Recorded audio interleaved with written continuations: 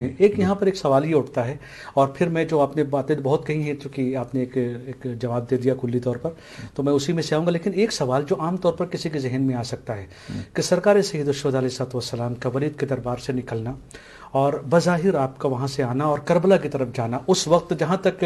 علماء اگر میں اشتباہ کروں گا یقیناً آپ اس کی اصلاح فرمائیں گے کہ ابھی تک مدینے میں کوفے والوں کا خط بھی نہیں آیا ہے. جی آپ جب مکے پہنچیں گے تب آئے گا. تو آپ کا یہ جو مشن ہے، کیا یہ مدینے میں پورا نہیں ہو سکتا تھا کہ آپ کو کربلا کی طرف آنا پڑا؟ جی دیکھیں، تمام چیزیں جو ہیں وہ تقدیر الہی سے جڑی ہوئی ہیں. خود ہمارے کام بھی ایسے ہوتے ہیں، ہمیں پتہ نہیں ہوتا ہم کہاں جا رہے ہیں اور کیا ہونا ہے. بلکہ خود امیر المومنین صلوات اللہ علیہ نے بھی یہ فرمایا، میں نے اللہ کو اپنے ارادوں کے ٹوٹنے سے پہچانا. سید الشہداء نے جو پہلا قدم اٹھایا تھا وہ یہ تھا کہ مدینہ سے مکہ کی طرف آپ نے حرکت کی. مکہ کی طرف آئے. مدینہ میں ظاہر خون بپا ہونا تھا. اور سید الشہداء جو ہیں وہ حرم رسول خدا کو بچانا چاہتے تھے. مکہ میں اس لیے آئے، ایک تو مدینہ میں محدود تھے، لوگ کم تھے. مکہ ایک مرکز تھا جہاں پوری دنیا سے لوگ آ رہے ہیں اور حج کا موقع بھی آ رہا تھا. تو لہٰذا اگر سید الشہداء نے کوئی قیام کرنا تھا تو بہترین جگہ جو ہے وہ مکہ تھی. اس لیے آپ دیکھیں کہ آپ کے بعد جو ہے وہ ابن زبیر نے بھی وہیں قیام کیا مکہ میں، اور حکومت بھی قائم کی. سید الشہداء پہلے مرحلے میں اسی نہج پہ تھے، یا انہوں نے جو کچھ ہمیں دکھایا اپنی سیرہ سے وہ یہی تھا. مکہ میں آپ کے قیام سے جو ہے وہ دنیا آگاہ ہوئی، اہل کوفہ بھی متوجہ ہو گئے، اور یہیں سے پھر خط و کتابت کا سلسلہ جو ہے وہ چل پڑا، اور انہوں نے باقاعدہ آپ کو دعوت دی کوفہ کی طرف. آپ نے مکہ سے کیوں کوفہ کی طرف آنا چاہا؟ اس لیے کہ مکہ میں جو سازش حج کے دنوں میں مولا کے خلاف جو چل رہی تھی وہ یہ تھی کہ یہی طواف کے دوران، یہی حج کے اعمال کے دوران مولا کو بے خبری سے شہید کیا جائے اور قاتل کا پتہ بھی نہ چلے. لہٰذا وہ سارا ہدف، وہ قیام جو ہے وہ ختم ہو جائے گا. حالانکہ امام دکھانا چاہتے تھے کہ نہیں، میرا قیام یا میری اگر شہادت ہے تو وہ ایک ہدف رکھتی ہے، اور وہ ہدف پورا ہونا چاہیے تھا. امت اسلام کی اگر اصلاح ہونی تھی تو وہ ہونی چاہیے تھی، دین بچنا چاہیے تو وہ ہونا چاہیے تھا. لیکن اس طرح اگر کسی کے چھپ کے قاتلانہ حملے سے مولا شہید ہو جاتے تو وہ مد مقابل جو شیطانی سیاست ہے وہ تو کامیاب جو ہوتی، لیکن سید الشہداء کامیاب نہ ہوتے. لہذا مکہ میں انہوں نے آگاہ کیا پوری دنیا کو اپنے قیام سے، اور یہاں سے مولا جو ہیں وہ احرام توڑ کر آپ جو ہیں وہ حکم خدا سے وہ کربلا کی طرف یا کوفہ کی طرف روانہ ہوئے. اب یہاں بھی دیکھیں مولا کا جو ہدف ہے وہ کوفہ ہے، چونکہ کوفہ نے دعوت دی ہے، حجت تمام ہو چکی ہے. درمیان میں کوفہ والوں کی بے وفائی کا پتہ چلا. اب کوفہ کی جب بے وفائی یا کوفہ کا جب رنگ بدلا ہے جناب مسلم کی شہادت کے بعد، اور مولا کو بتایا بھی گیا کہ کوفہ والوں کے دل آپ کے ساتھ ہیں لیکن تلواریں بنی امیہ کے ساتھ ہیں، پھر بھی امام نے واپسی کا ارادہ نہیں کیا، پھر بھی کوفہ کی طرف بڑھتے رہے.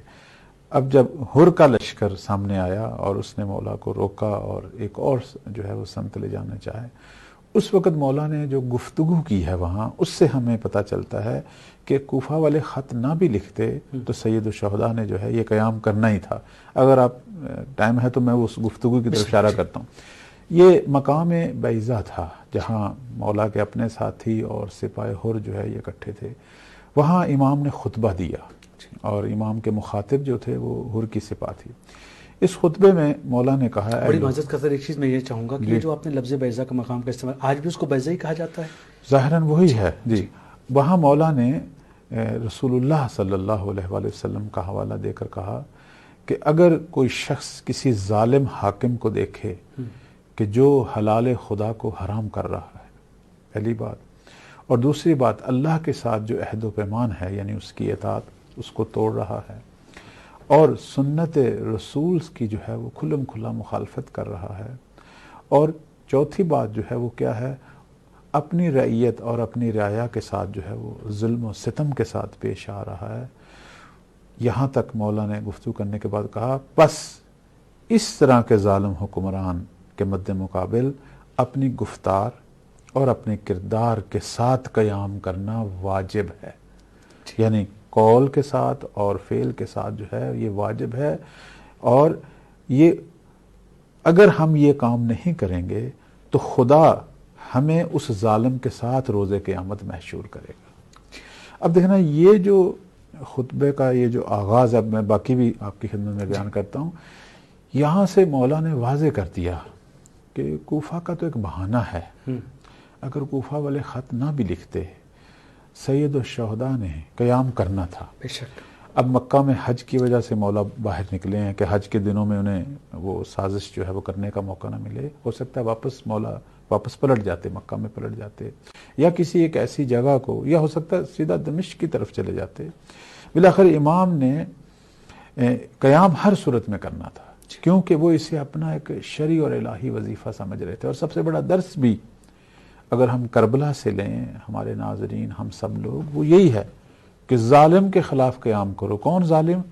جو خدا کی کھلم کھلا مخالفت کر رہا ہے، حلال خدا کو حرام کر رہا ہے، جو سنت رسول کی مخالفت کر رہا ہے، جو سرکشی پہ اترا ہوا ہے، جو لوگوں پہ ظلم کر رہا ہے۔ اب یہ ظالم ہمارے اجتماع میں ہے، ہمارے محلے میں ہے، ہمارے گھر میں ہے، بلکہ میں اس بات کو تھوڑی سی عمومیت دوں گا، ہو سکتا ہے اس قسم کا ظالم ہمارے اپنے وجود میں بھی ہو، صحیح، ہمارا اپنا خیال ہو، ہماری اپنی خواہش ہو، ہمارا نفس ہو، جو ساری میری معنویت اور روحانیت کا بیڑا غرق کر رہا ہے، جو مجھے گناہ پہ جو ہے وہ ترغیب دے رہا ہے، جو مجھے خدا کی مخالفت پہ ترغیب دے رہا ہے، جو سنت رسول کی مخالفت پہ مجھے ترغیب دے رہا ہے، جو باعث بن رہا ہے کہ میں اپنے بچوں پر، اپنی بیوی پر، اپنے ہمسائے پر، اپنے عزیزوں پر، اگر میں دفتر میں بیٹھا ہوں اپنے ماتحت پر ظلم کر رہا ہوں۔ تو یہ ظالم چاہے وجود کے اندر ہو یا باہر ہو، ظالم کا کام یہی ہوتا ہے کہ اس نے آپ سے ظلم کروانا ہے، ظلم میں شریک کرنا ہے اور خدا کی مخالفت کرنی ہے۔ تو اب مولا نے سب سے پہلا درس یہی دیا کہ ظالم کی مخالفت کرو، اور اس کے بعد آپ نے اس سپاہ کو، بالخصوص سپاہ حر جو ہے، اسے کہا کہ اے لوگو، میں تمہیں خبردار کر رہا ہوں، آگاہ ہو جاؤ کہ بنی امیہ اور جو ان کے تابع ہیں یہ سب کے سب شیطان کے پیروکار ہیں، اور فرمایا کہ یہ وہ لوگ ہیں جنہوں نے خدا کی بندگی کو چھوڑ دیا ہے اور جنہوں نے واضح طور پر کھلم کھلا جو ہے وہ فساد برپا کیا ہے، اور فرمایا کہ حدود الہی جو ہیں وہ رہا کر دی گئی ہیں، حدود الہی کی کوئی پرواہ نہیں کر رہا، اور لوگوں کے مال یعنی بیت المال کو انہوں نے صرف اپنی خواہشات پورا کرنے کے لیے اپنی عیاشیوں کے ساتھ جو ہے وہ خاص کیا ہوا ہے، اللہ کے حرام کو حلال کیا ہوا ہے اور حلال کو حرام کیا ہوا ہے۔ اور میں اس وقت زمین پر یہ شائستگی رکھتا ہوں سب سے زیادہ، یعنی یہ میرا سب سے بڑا شرعی وظیفہ ہے، چونکہ میں فرزند رسول ہوں، چونکہ حجت خدا ہوں، چونکہ امام ہوں، وہ کیا ہے کہ میں اس حالت کو چینج کروں، انقلاب لاؤں۔ اور اس کے بعد فرماتے ہیں کہ آپ لوگوں پر بھی یہی لازم ہے، اے حر کی سپاہ، آپ پر یہی لازم ہے کہ آپ میری پیروی کریں، کیونکہ میرا یہ جو عمل ہے یہ حجت ہے تم پر، یعنی اس وقت خدا کا فرمان بھی یہی ہے۔ اور یہ جو میں نے خطبہ بیان کیا، یہ ہمارے اہل سنت بھائیوں کے ایک بہت بڑے عالم طبری جو بہت مشہور مورخ ہیں، ان کی تاریخ طبری جو ہے، تاریخ الامم والملوک جو ہے، یہ اس سے میں نے نقل کیا ہے۔ یعنی یہ وہ چیزیں ہیں جس پر فریقین جو ہیں وہ قائل ہیں کہ یہ چیزیں مولا نے بیان کی، اور واقعا اس وقت حالت یہی تھی۔ تو بس ہم جو ہیں سب سے پہلا درس اور سب سے اہم ترین جو درس لے رہے ہیں وہ یہی ہے کہ ایسا ظالم جو خدا کی مخالفت میں اٹھے، مجھ پر ضروری ہے، میں جو آگاہ ہوں، میں جو معرفت رکھتا ہوں، ضروری ہے کہ اس ظالم کے مد مقابل قیام کروں۔ یہیں سے وظیفہ امر بالمعروف بھی سمجھ آ رہا ہے۔ امر بالمعروف نہیں منکر عام طور پر نہیں ہوتا، وہ اس لیے نہیں ہوتا کہ ہم ظلم کے مقابل سکوت کر جاتے ہیں یا یہ ذمہ داری کسی اور پر ڈال دیتے ہیں، نتیجتاً معاشرے میں ظلم پھیلتا ہے، گناہ پھیلتے ہیں، اور وہ لوگ جو ظالم کے مد مقابل خاموشی اختیار کرتے ہیں دو قسم کی مصیبتوں کا سامنا کریں گے مولا کے اس فرمان کو سامنے رکھتے ہوئے۔ ایک تو یہ اس ظالم کے ساتھ شریک ہیں، جیسے کہتے ہیں بنی عاد اور بنی سمود پر جب عذاب آیا، یا بنی لوط جو قوم لوط ہے ان پر جب عذاب آیا، تو اللہ نے ایسے گروہ کو بھی عذاب دیا جو یہ غلط عمل کر تو نہیں رہے تھے لیکن غلط عمل کے مد مقابل خاموش تھے، ان کو بھی ساتھ عذاب کیا، یعنی ان کا مقام وہی ہے۔ لہذا پہلا جو نقصان ہے وہ یہ ہے کہ اگر میں ظالم کے خلاف نہیں بولوں گا، بات نہیں کروں گا، تو میں اس کے ساتھ محشور ہوں، اور دوسرا یہ ہے کہ یہ ظلم بالآخر میرے گھر تک بھی پہنچ رہا ہے، اس کے اثرات سے میں بھی نہیں بچوں گا، میری نسل بھی نہیں بچے گی، ظاہر گناہ جو ہے وہ ایک وائرس کی مانند ہے، اور آپ دیکھتے ہیں بالخصوص جب حاکم ظالم ہوتے ہیں تو پوری امت جو ہے وہ گناہوں، ظلم، سرکشی اور ہر قسم کی بدبختیوں کا شکار ہو جاتی ہے۔ تو بس اس کو ایک نے روکنا ہے۔ کس نے روکنا ہے؟ جو آگاہ ہے، جو معرفت رکھتا ہے، جو علم زیادہ رکھتا ہے، جو صاحب تقویٰ ہے۔ اور اگر روکنے کی شائستگی ہم نہیں رکھتے تو جو روک رہا ہے اس کی ہمراہی کریں۔ جی ایک دفعہ ہو سکتا ہے میں خود نہیں آگے آ سکتا، میرے اندر بہت ساری کمزوریاں ہیں، میں خود ڈرتا ہوں، یا مجھے پتہ نہیں ہے